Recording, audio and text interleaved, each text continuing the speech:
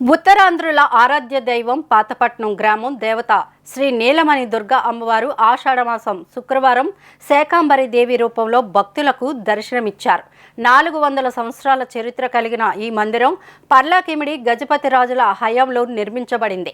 కోరిన కోరికలు తీర్చే కల్పవల్లిగా ప్రసిద్ధి చెందిన శ్రీ నీలమణి దుర్గా ఆలయంలో సుమారు 500 కిలోల కూరగాయలతో అమ్మవారి మూల విరాట్ను సర్వాంగ సుందరంగా అలంకరించారు.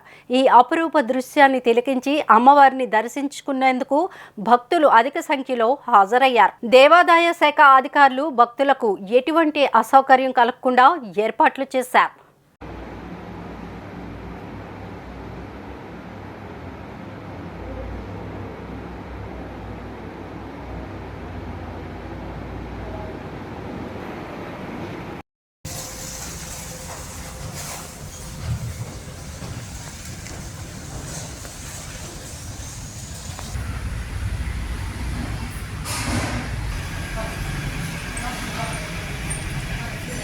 నిరంతర వార్తా స్రవంతి కోసం వీక్షిస్తూనే ఉండండి మీ మా VST news. Please like, share and subscribe our channel.